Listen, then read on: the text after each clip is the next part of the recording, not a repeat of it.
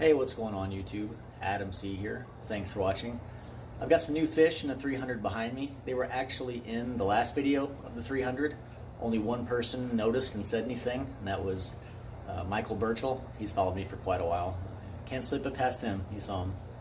So I got some updates on that, moved some fish around. Hope you guys enjoy the video.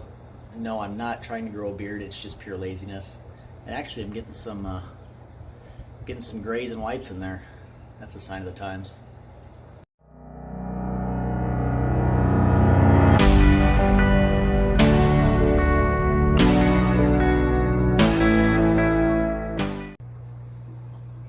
So here's the 300 gallon.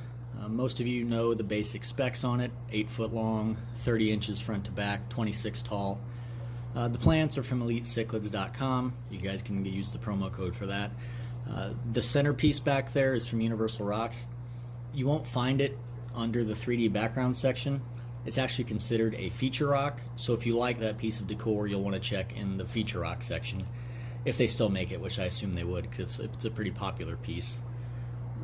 First off, and possibly most important, as you guys have seen lately, about 6 months ago we inherited a 10-year-old overweight cat from a family member that passed. His name is Nugget because he's chunky. Anyway, he gets in my face 24/7 when I'm doing videos. He's always got to be in the way. He interrupts videos. So I've solved the problem by putting a pile of catnip on his toy every time before I do a video, and he gets all stoned up and doesn't bother me until I'm done filming. So there he is today. So he's taken care of. He's on a different floor. So let's continue. You'll probably notice some of the fish in here that you didn't notice before, or maybe you did notice before and just didn't say anything. The fish that I've added in here are fish that I've bred here and have been growing out. We'll get a close-up of them sooner. Also, if you look at the bottom right, that's one of my large male albino flavescent peacocks.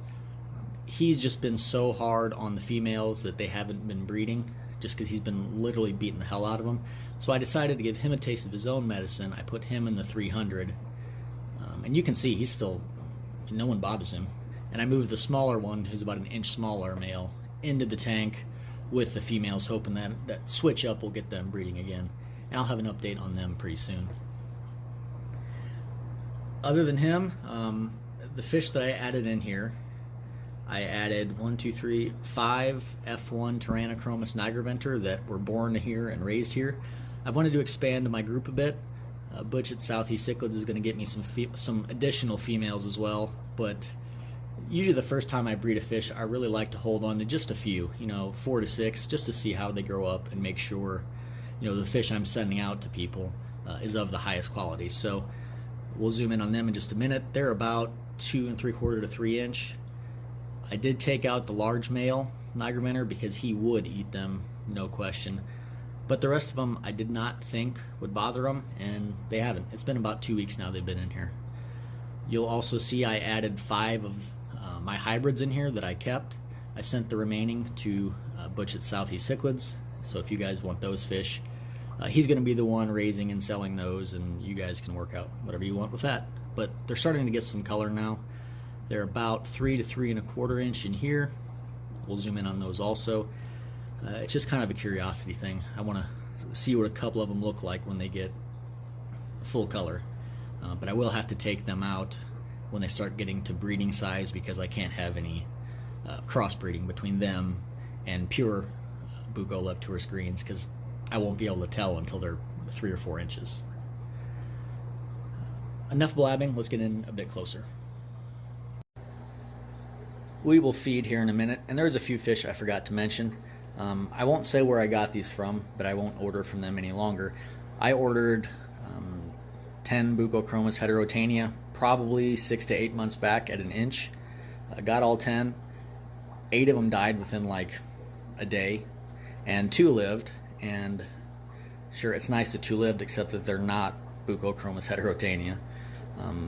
I do have 1 male, 1 female. I think I know what they are now. There is the male that I did not order. I also have a female, but she's a bit smaller, so she's still in a different tank. He's about 3 inches, and let me know what you guys think, but from the lips, from the markings, I think it is probably either a Protomellus ornatus, or a Hirte. Either way, cool fish, but you know, I don't have room for those types of fish that I didn't specifically want. The other fish you'll see are Taeniolethronap praeorbitalis, still pretty young guys. There's 4 in here. 3 to 4 inch. Very, very underrated fish, especially for those of you who like Lethronap species, just because they do get the same kind of glimmer, not necessarily full color, but they have like an iridescent sheen, like smaller Lethronaps. But you can keep some with larger predators just because they get over a foot long. There's mammoth fish. A little bit closer on some of these. That's one of the 5 F1 Nigromenter that I kept. That one's a for sure male. Not big, but just big enough. They're doing fine in 300. There's the Lepturus trout hybrid. 5 of those in here.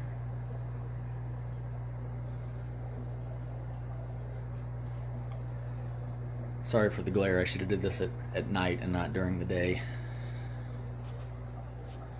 Hybrid. Hybrid.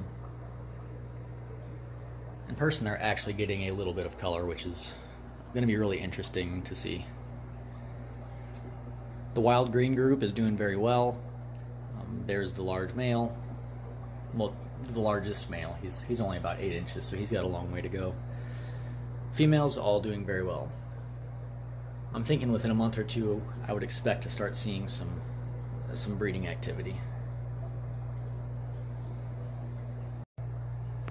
Close-up of the albino flavescent male. Really one of the better looking fish I've ever had. But he needed a timeout from being a bully. Feeding time. Today is North Fin kelp flake. And yes, at times I even soak my flakes. And the reason for that is, with these smaller fish in here, if I don't soak the flakes, they stay on the surface, and the bigger fish get all of them.